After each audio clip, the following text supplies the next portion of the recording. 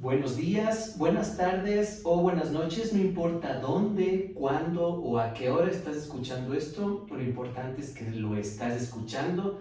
Muchísimas gracias. Episodio 7, capítulo 7, temporada 3, Gente como un podcast.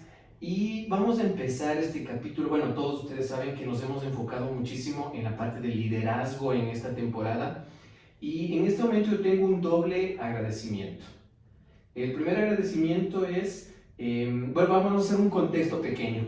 Cuando empezamos la idea de la tercera temporada, nos enfocamos muchísimo en conversar con líderes, con personas que estén marcando diferencia y haciendo cosas que se vean dentro de la sociedad. Tenemos una lista de unas 60 personas, de las cuales más o menos 45, 50 eran mujeres. ¿Ya? Y en el transcurso de conversaciones, de negociaciones para todo esto, con ninguna logramos cuadrar una reunión. En este caso estoy con una persona que se ha notado muchísimo el trabajo que hace desde hace muchos años, no solamente por ayudar en la parte social, sino también se nota mucho la felicidad en sus ojos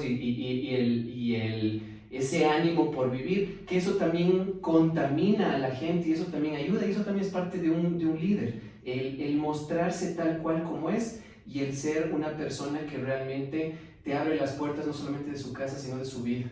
Así que yo te quiero agradecer muchísimo, estoy ahorita con Karen. Muchísimas gracias por abrirme las puertas de tu casa, de tu oficina en este caso, y por darnos la oportunidad de conversar y de conocerte un poco más de cómo eres vos.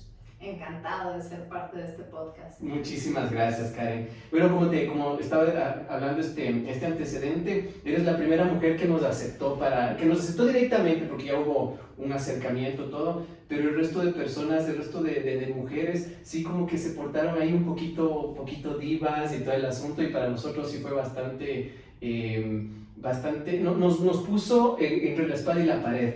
Porque yo al menos tengo el criterio de que la mujer es una parte esencial en la sociedad, de que es una parte esencial en la familia, en el colegio, en todas partes. Y el encontrarnos con este como murito que se creó, sí me dejó muchas cosas pensando. Y fue un momento de catarsis, también el momento de decir, ok, tal vez estoy fallando yo, tal vez el acercamiento que estoy teniendo con las personas, con las mujeres en este caso, es de la forma incorrecta todo, pero no, porque el acercamiento que tuvimos con vos fue súper claro, súper directo y bastante chévere. Entonces, eso quería agradecerte en primer lugar. Y en segundo lugar, eso, el saber de que una mujer como vos has llegado tan lejos que puede ser un punto de enseñanza, un punto de aprendizaje para muchas personas, es muy interesante.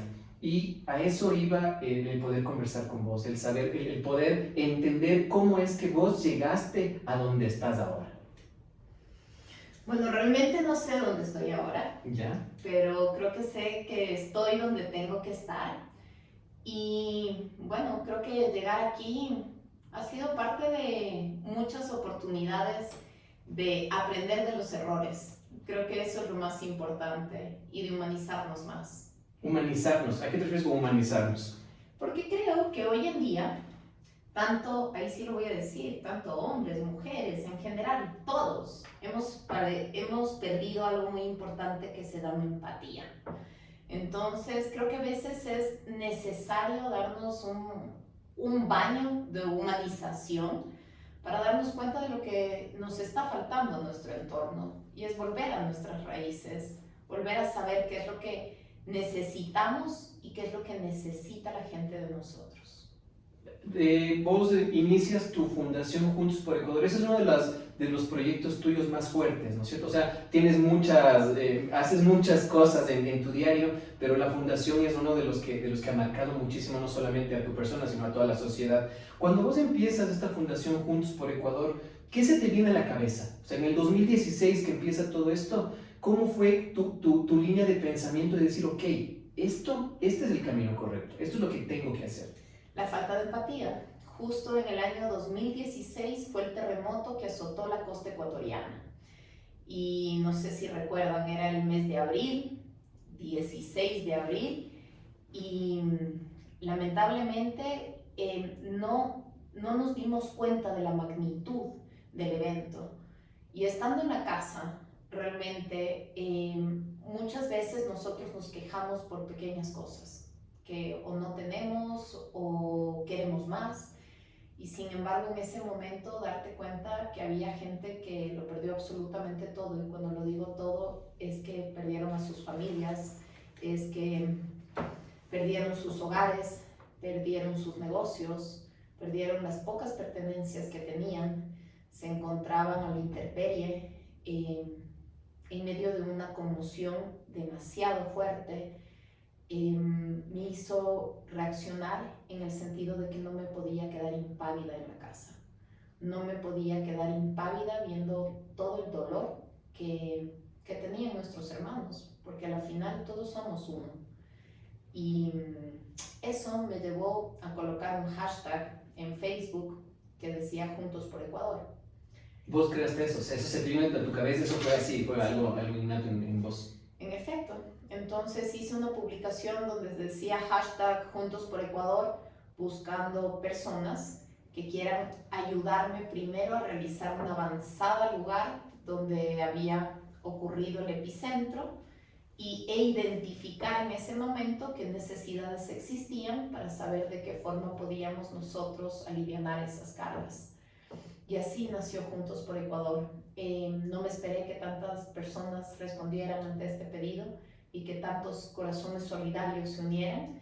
Y así también con la ayuda de la Embajada de Chile en Ecuador, me uní con ellos y junto a ellos empezamos a realizar las cruzadas y el apoyo a través de comedores en la zona de riesgo que era Pedernales por un lado, por otro lado Muisne. Estuvimos en Portete, en Puerto Nuevo, Correntadas, instalamos albergues emergentes, logramos abastecer a 620 personas con estas viviendas, dándoles un techo, dándoles comedores durante todo ese tiempo. Estuvimos durante 6 meses y creo que en ese momento mi corazón encontró algo que se llama propósito. Y sentí que mi propósito no podía ser intermitente como lo venía haciendo. No es que nunca antes había hecho labor social, pero hacía una labor social de una forma intermitente. Y esto me recordó, creo que toda crisis te genera una situación de oportunidad.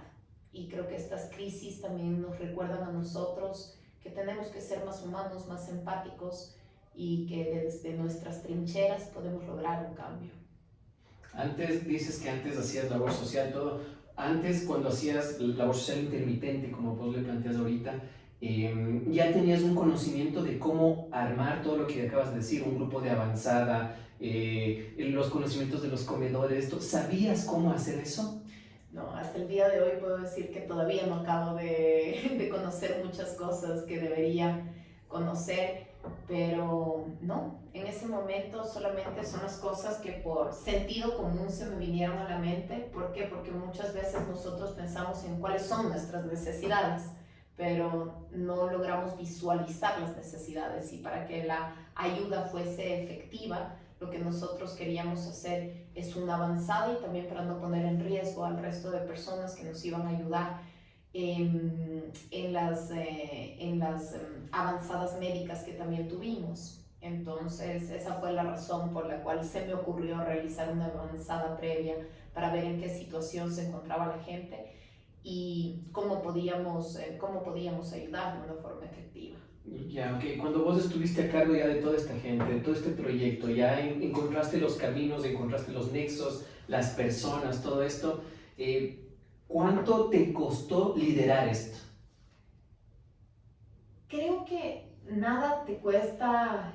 Creo que no hay una fórmula perfecta para saber cómo liderar. Creo que el hecho de saber que tenías que aliviar este dolor que estaba sufriendo la gente, te genera el que tienes que guiar al resto para tratar de organizar y ejecutar todas las funciones que tienes que hacer. A lo que voy, por ejemplo, es de que muchas personas tienen esa idea, esa mentalidad, ese objetivo tal vez, pero no tienen las herramientas correctas o no saben cómo hacerlo. ¿Sí? Vos encontraste el camino de cómo liderar a esa gente. Es que en el camino se hace camino. ¿Sí? exacto. Yo no creo que uno nace con las herramientas, sino que uno aprende esas herramientas en el camino.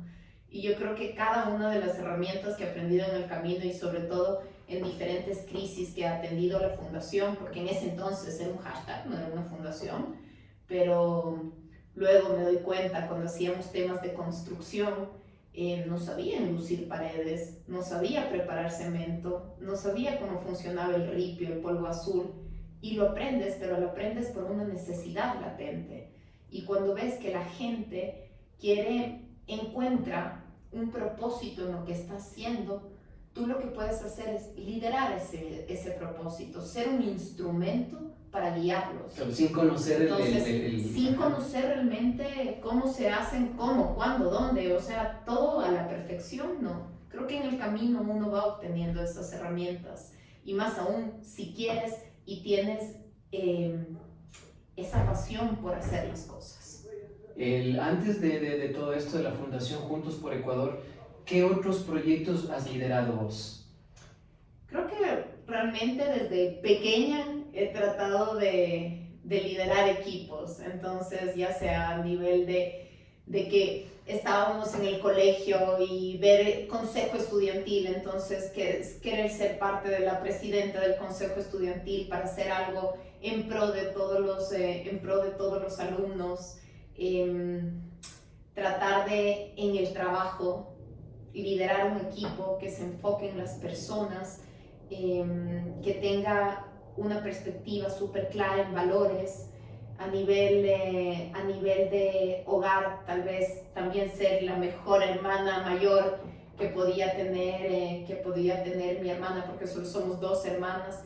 Creo que esas son como que detonantes que tal vez te pueden dar la intención de liderar. O sea, siempre estuviste en la palestra de la cabeza, siempre. Nunca, siempre estuvo en tu naturaleza el, a ver, yo estoy a cargo, o yo quiero hacer esto, o yo quiero... Nunca estuviste esperando que te digan, ok, tienes que hacer esto, esto, esto y esto. Siempre ha estado mi iniciativa de hacer las cosas, okay, y de tomar las cosas también que el resto no quiere hacerlas. Vos me acabas de decir de que en un punto, o sea, no naces sabiendo. No, ¿okay? No naces sabiendo, y, o sea, ni mueres sabiendo. No, obviamente sí. Y en este caso entonces, ¿tu familia se encargó de hacerte así, de que tengas esa mentalidad? ¿O crees que naces con ese ADN o con ese chip adicional, entre comillas, que puede ser el liderazgo? Yo no creo que per se existe el liderazgo como tal. Yeah. Existen propósitos en tu vida que te hacen liderarlos y tomar la batuta de las cosas. Y yo creo que a veces son esas pasiones latentes que contagian al resto, pero no necesariamente. Yo tal vez no me gusta mucho la palabra de líderes, porque los líderes no se nombran líderes. Es la gente quien puede considerar si has hecho algo bueno o si realmente quiere seguirte y quiere creer en ti y en lo que estás haciendo. Entonces, creo que todo se trata de cómo haces las cosas y de compartir también esos valores, y en diferentes sentidos, en todo lo que haces, en el día a día, desde que te levantas hasta que te acuestas. No tiene que ver únicamente en el campo profesional, porque yo ahí sí voy a decirlo, prefiero 1000 veces ser un gran ser humano que ser un gran profesional, porque aprender a ser un buen profesional lo puedes claro, aprender, eso puede ser, sí, pero un buen ser humano es muy difícil que se enseñe, eso no se enseña, bien intrínseco. Entonces ahí sí, más que de líderes, hablaría de personas que se han encargado de forjar y que están guiadas por un buen sentido humano. Ya, qué bien. En algún punto de todo este proyecto de vida que tienes vos, te pusiste el elefante al hombro, dijiste, ok, voy a liderar todo esto, los objetivos son estos, vamos a realizar esto. ¿En algún punto te sentiste con las ganas de no seguir? con las ganas de cortar esto, de decir, creo que me equivoqué en esto, no se están dando los resultados que yo quería, no estamos llegando a donde queremos llegar como se propuso inicialmente. ¿Tuviste ese sentimiento en algún punto? Sí, por supuesto. O sea, ¿Cómo, muchas veces... cómo superas eso? Porque hay una cosa, muchas personas, incluyéndome a mí, tenemos la idea, como vos dices, o sea, tenemos un objetivo, tenemos las ganas de hacer algo y nos planteamos en hacer, pero muchas de las veces hay muchas adversidades que nos ponemos nosotros mismos, tal vez existe un autosabotaje o existen muchos parámetros que no te dejan ver un poco más allá de tu objetivo y de tu sueño. Entonces como que empieza a existir un poco de frustración, ¿ya? En ese momento, ¿cómo vos lograste romper esa frustración y lograste continuar con tu sueño? ¿Cómo? Entendiendo algo muy importante, que tú no puedes esperar nada, no te puedes anticipar a las cosas. Muchas veces lo que nos frustra a nosotros es las expectativas. Y realmente cuando nosotros tenemos expectativas de que queremos que las personas reaccionen de A, B, C forma, es cuando nos frustramos. Cuando dejé de tener esas expectativas y sabes que simplemente lo vas a hacer y vas a dar lo mejor de ti, sea o no sea. O sea, funcionan las cosas, pero sin esa expectativa de cómo tú quieres que sean y de la forma en que tú quieres que sean, las cosas empiezan a fluir. Es como, realmente yo durante el terremoto, ¿qué es lo que me pasó? Paralicé mi vida por completo. Paralicé. ¿Qué hacías hasta ese momento? O sea, era abogada, soy abogada aún, nadie me ha quitado el título todavía, pero me refiero a que sábados y domingos yo trabajaba de lunes a viernes. El viernes salía del trabajo a las 5, empezaba con todas las cargas que tocaba llevar para la costa, empezábamos a preparar todos los autos, salíamos a la costa, llegábamos 3 de la mañana, 3 de la mañana empezábamos a trabajar y no parábamos hasta el domingo a las 7 de la noche que regresábamos a Quito a la madrugada y siguiente día a las 8 de la mañana en el trabajo. Todo bien, no pasó nada. Entonces, ¿qué es lo que pasa? Inviertes tus fuerzas, inviertes también lo poco o mucho que tengas a nivel económico y a veces no ves la misma respuesta de la gente a la cual estás ayudando y es porque estás esperando un agradecimiento. Cuando tienes que dar, no das esperando nada a cambio.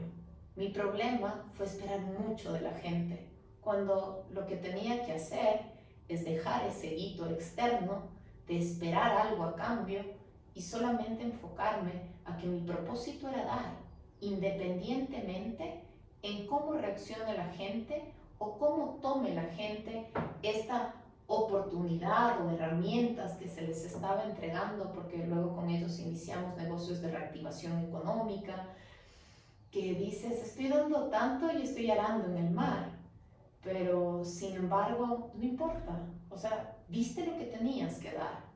Y lo que me quedó de enseñanza ahí es que pudimos dar mucho a los adultos y dijimos, aramos en el mar. Sin embargo, no aramos en el mar. Todos los niños son ese semillero que tuvimos durante todo el tiempo del terremoto, que hasta ahora pertenecen a la fundación y que están muy agradecidos con la fundación y que son como nuestros hijos, son el corazón, como les digo, son el latido de la fundación. Vos, cuando hiciste todo esto, cuando ya te planteaste todo este objetivo de la fundación y ya estás viendo tus resultados, estás con toda la gente, hasta antes de eso, bueno, la pregunta está mal planteada. ¿Cómo te convertiste o no te convertiste en la persona que eres ahora para lograr eso? ¿Tuviste algunos cambios que hacer en tu vida? No referente a lo que me decías del sacrificio del fin de semana y todo.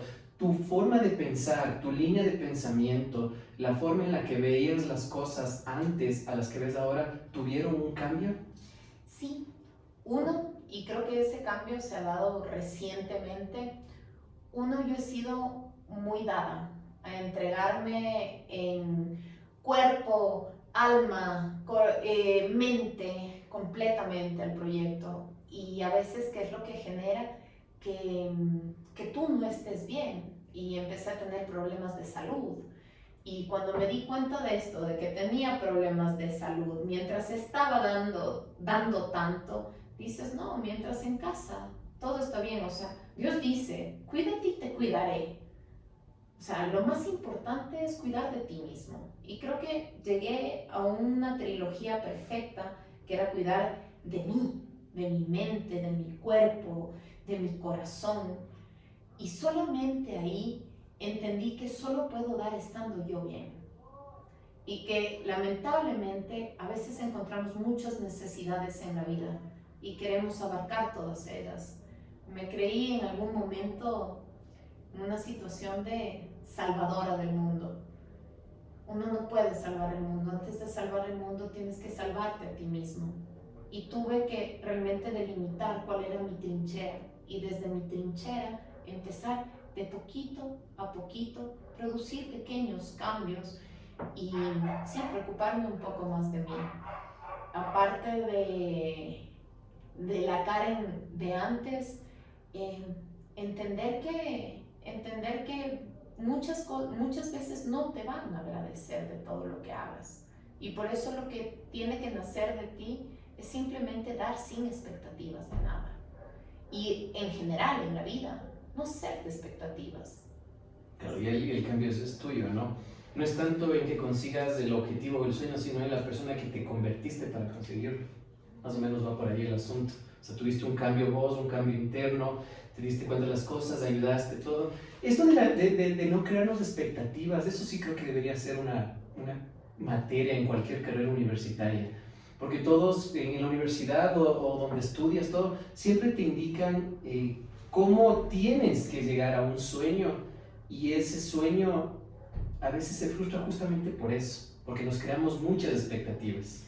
¿Sí? Lo que pasa es que no nos enseñan de buenas a primeras que le tenemos mucho miedo, nos meten muchos miedos contra el fracaso. ¿Dónde tienes miedo al fracaso?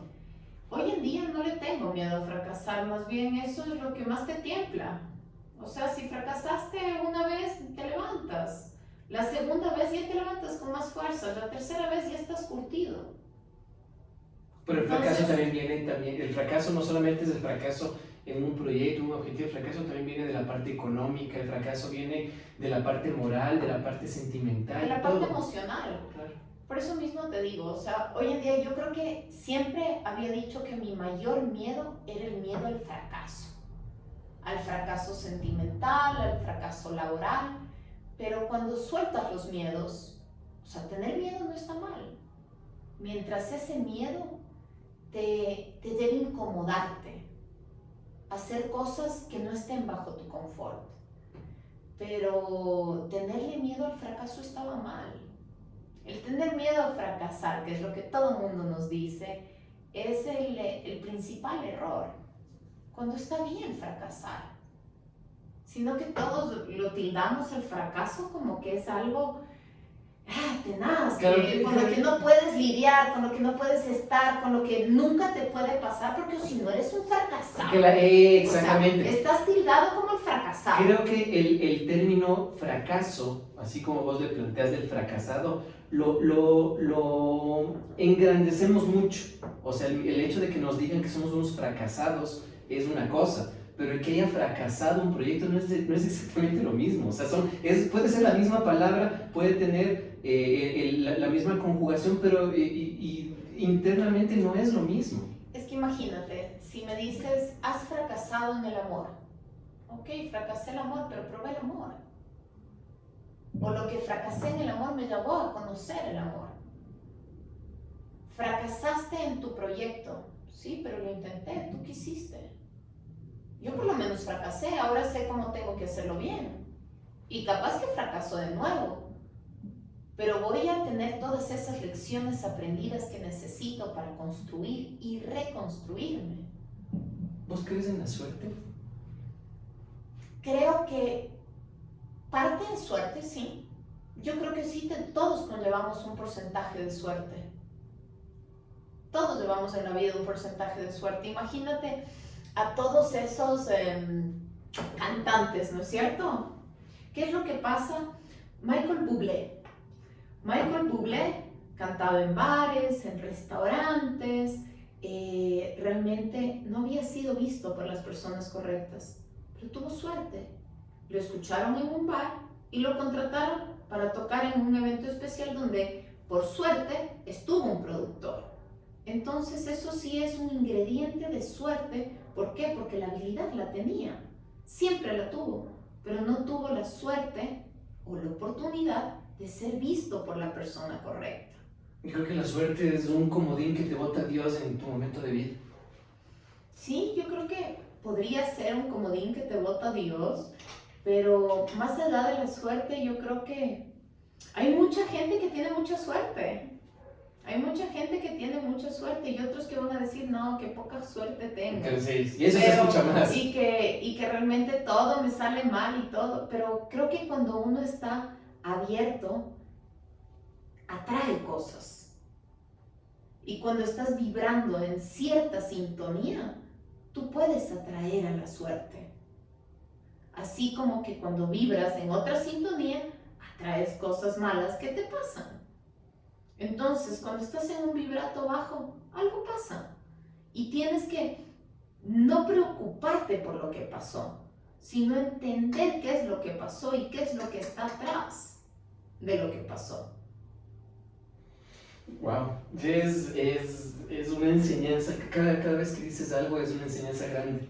En verdad, es bastante fuerte lo que acabas de decir, porque, como te decía antes, o sea, la escuela de la vida es la escuela más complicada de aprobar. Y entonces, los fracasos a muchas personas obviamente les son el causante para suicidios, para terminar matrimonios, para terminar sociedades, todo. Y hay muchas veces en las que no es necesario eso, únicamente es enfocarse, únicamente es encontrar la forma correcta de tener la sabiduría de encontrar el camino perfecto.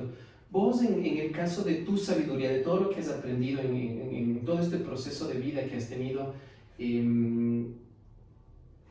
te has encontrado te has encontrado con mucha gente que te ha apoyado en tus proyectos, obviamente eso está más que claro, pero toda esa gente que en algún momento te apoyó, ¿te sigue apoyando o ha sido un detonante para que estas personas que en algún momento te apoyaron digan, no, sabes qué, ya no quiero estar con vos?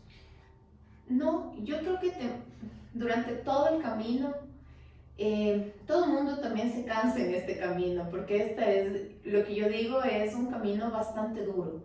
Y sobre todo, por ejemplo, en temas de fundación, si tú tienes voluntarios que no son remunerados, entonces simplemente te dan parte de su tiempo que realmente les sobra para hacer algo contigo, o invierten parte de su tiempo, pero no pueden, también trabajan.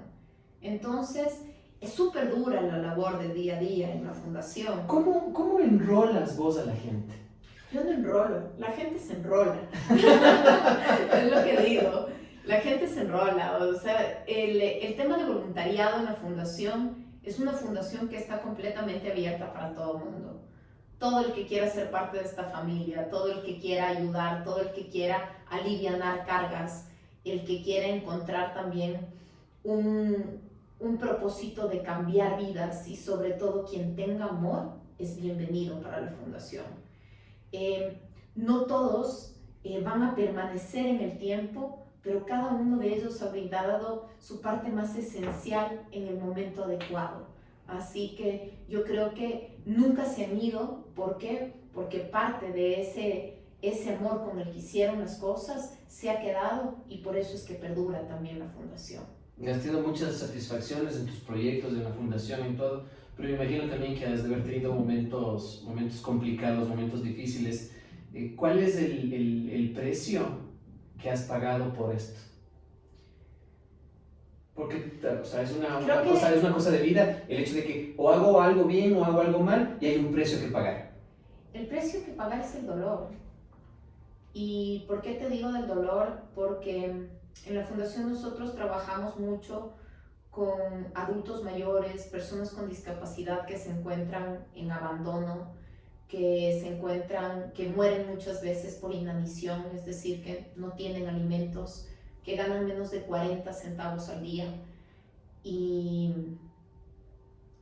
el precio de las cosas es que por primera vez evidencias el dolor en sus ojos, evidencias el dolor en un agradecimiento, evidencias la soledad en la que están viviendo y realmente a veces no puedes llegar a todos o a veces no llegas a tiempo.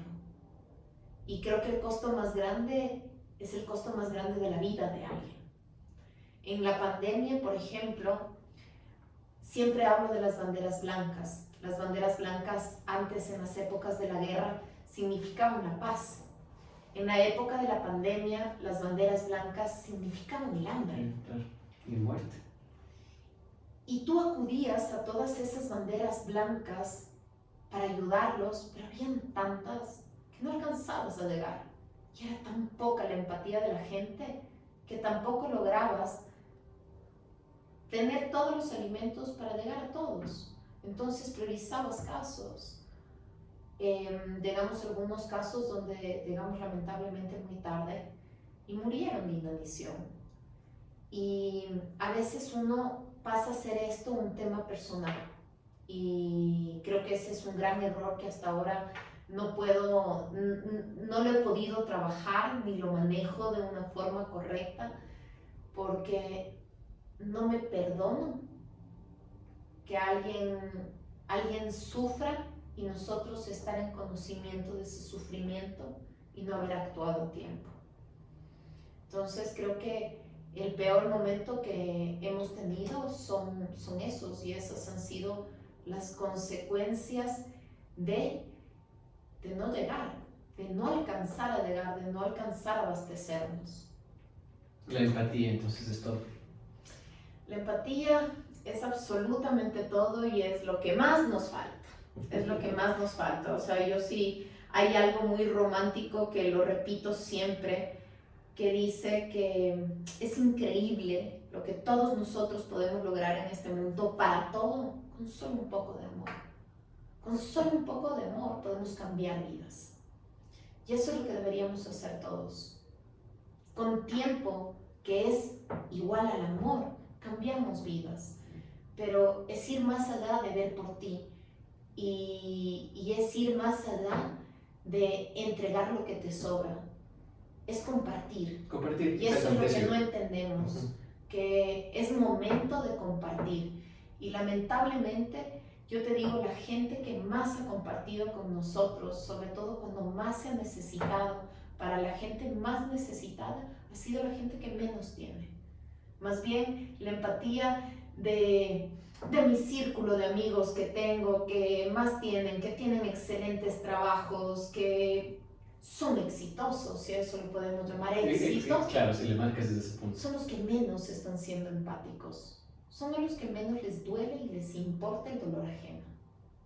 Entonces, a veces sí lo digo como un llamado. Es momento de aterrizar a las raíces y humanizarnos de vuelta, porque lo que nos hace falta amor. Y eso es lo que menos hay en este momento en el mundo. Okay. Vos ahorita tienes planteado ya muchas cosas, has tenido buenos resultados, has tenido resultados negativos, se te ha aclarado mucho la mente con decir esto que dices, que mi círculo de amigos son los que no apoyan directamente todo este asunto. Perfecto, vos has llegado hasta un límite. ¿Qué hay más allá para la Karen Urbano? ¿Qué hay más allá? ¿En qué sentido? En el camino en el que estás ahorita. En el camino que estoy ahorita, bueno, para la Karen Urbano está acabar de estructurar bien la fundación para que tenga los mejores cimientos y para que más personas se puedan unir a esta causa. Poder ya tener costos administrativos para poder contratar personal fijo que puedan destinar todo su tiempo a la fundación, obviamente destinándolo también a sus familias. Para la Karen Urbano recién se casó, recién encontró el amor. Yo creo que nunca, hace mucho tiempo, perdí la fe en el amor y creo que los tiempos de Dios fueron perfectos y hoy en día creo que soy muy feliz al compartir mi felicidad, multiplicarla junto a alguien, encontrar a alguien que quiso, que no necesitaba, no tenía carencias, ni necesitaba que yo le haga feliz, porque el amor está para compartirlo y multiplicarlo. ¿Qué más quiero hacer ahora? Realmente, si yo te digo algo, o sea, mi vida está orientada a ser un instrumento de lo que a mí Dios me pida que sea y ahí estaré. Y Eres un instrumento de Dios. ¿sí? ¿Te consideras así un instrumento de Dios? Por supuesto. Sí. Por supuesto. ¿Y esto te diste cuenta recién o siempre fuiste un instrumento de Dios? Creo que siempre fui un instrumento de Dios, pero no lo sabía. Y creo que Dios me lo recordó justo en la pandemia, que es lo que me pasa, me da septicemia. Wow. Llego al hospital con septicemia, me operan, me tuvieron que cortar el intestino grueso, me sacaron trompa de falopio izquierda. Después de esto tenían que esperar 4 días más para operarme de nuevo y se dan cuenta que me contagié de COVID en el hospital. Empiezo con trombos en la pierna, luego de eso empiezo ya con una trombosis respiratoria, me entuban, media vuelta, UCI, 22 días. Cuando te despiertas, después de todo eso, dices, vaya, qué pruebas que me pone Dios. Dice que Él pone las pruebas, las mayores pruebas a sus mayores guerreros. Entonces decía, pero ya dale suave. Pero también me daba cuenta de la bendición que me estaba dando al darme una oportunidad más de encontrar un propósito a lo que tengo en la vida. Y muchas veces creo que andamos deambulantes por la vida sin tener claro cuál es nuestro propósito y sin accionar nuestro propósito. Y creo que después de eso nunca lo tuve más claro. Y tengo muy claro que mi propósito en la vida ha sido siempre ser su instrumento y que si estoy aquí es gracias a Él. Y que también todo fue encontrándose en mi vida, así como encontré el amor, así, ese amor sentimental de pareja, encontré el amor solo cuando descubrí el verdadero amor. Y el verdadero amor era que el amor es Él. Y Él está para servir, y Él está para alivianar cargas. Y de cierta forma nos usa a cada uno de nosotros como esos instrumentos para alivianar estas cargas, para hacer amor con el resto. Y creo que eso fue lo más importante, o sea, que me ha pasado últimamente. Wow.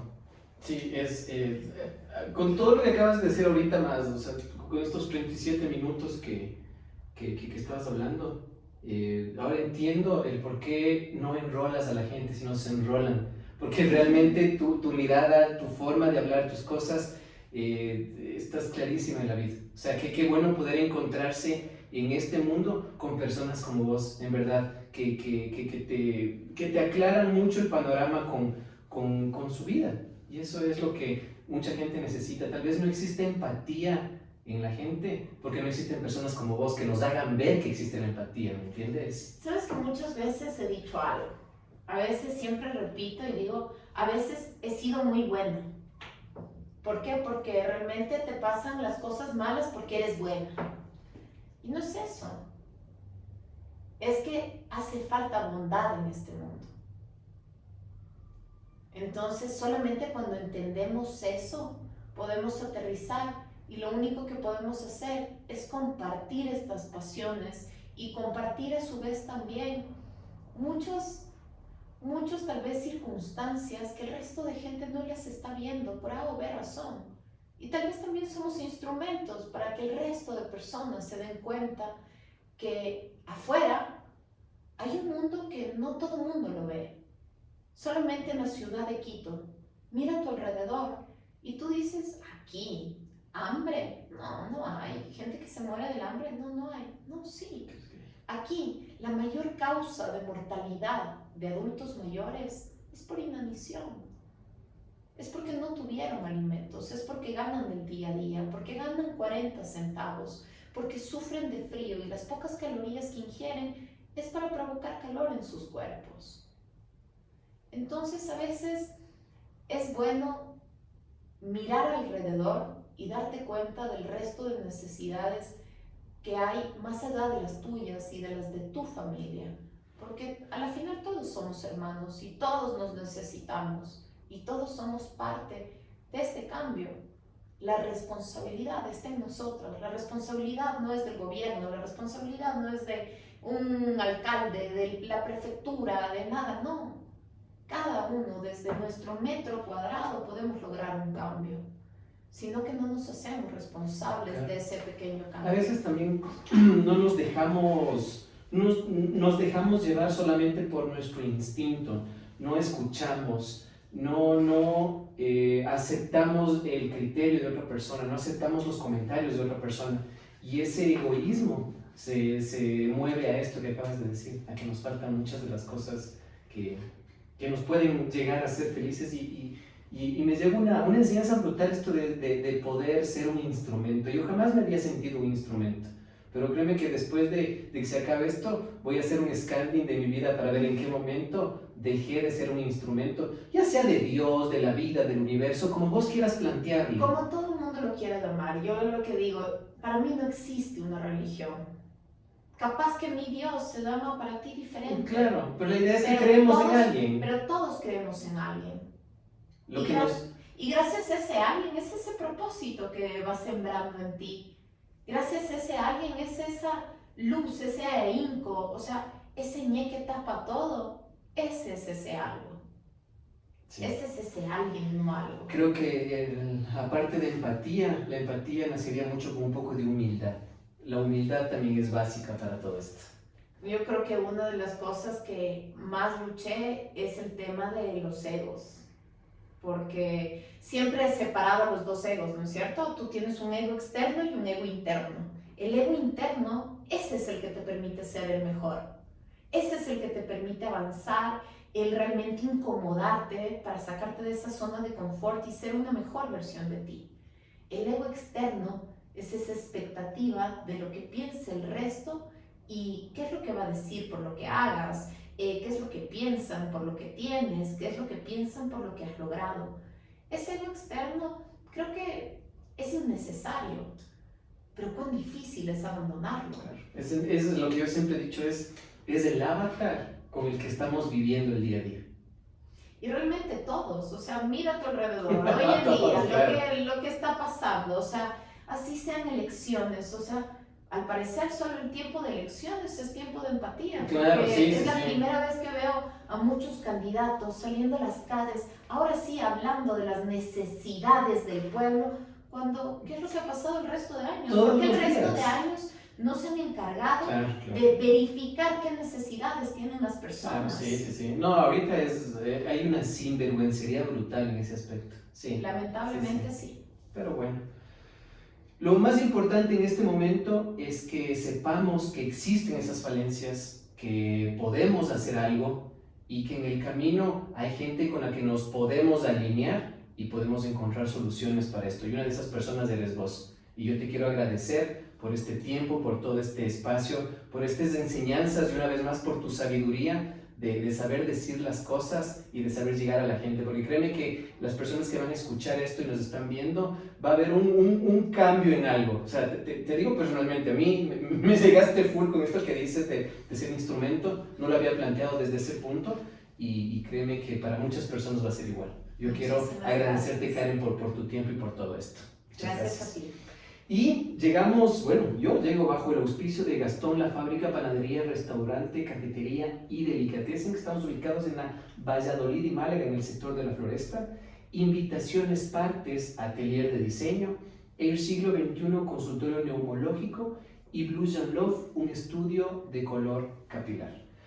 Karen, que la vida te dé muchas más situaciones de grandeza para vos, porque la situación de grandeza para vos, eso significa que muchas personas detrás van a verse muy beneficiadas y eso es bueno para todos. Muchísimas gracias. Que así sea. Que así sea.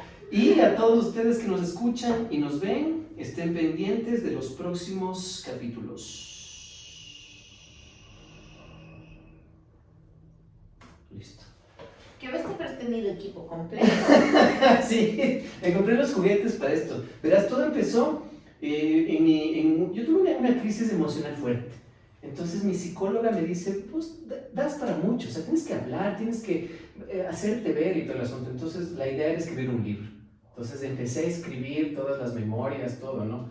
Pero nunca hubo una lógica, una secuencia, todo, entonces se descartó. Y en una de las terapias yo me decía, no, pero habla, ¿cómo puedes hacerte ver y todo? Entonces yo digo, me gustan los podcasts, escucho muchos podcasts. Dijo, por ahí. Entonces ahí me compré los juguetes y lo que vos dices, o sea, dejé ese ego interno a un lado y dije, ok, mi zona de confort es no hacer nada respecto a este tema. Entonces hagamos, y compré e investigué cómo funciona esto y cómo hacer los capítulos y todo el asunto. Entonces por ahí fue la cosa. Ajá. ¡Qué bueno! Sí. Eso fue la parte chévere de todo esto. ¡Qué chévere! Sí. Hiciste un podcast y saliste de la crisis. Bueno, la crisis todavía está ahí. Siempre está, pero poco a poco ya va aflojándose. Tiempo al tiempo. Yo creo que ahí sí el mejor sanador es únicamente el tiempo. No hay nada más. Sí, definitivamente. Es lo único que funciona. Pero es la parte chévere también. O sea, el encontrarte vos es la mejor parte. Y vas a encontrar diferentes versiones de ti. Claro, es que es en O sea, vas relación. encontrándote una versión, otra versión, y a cada una lo que vas haciendo es depurándola y metiendo en el equipaje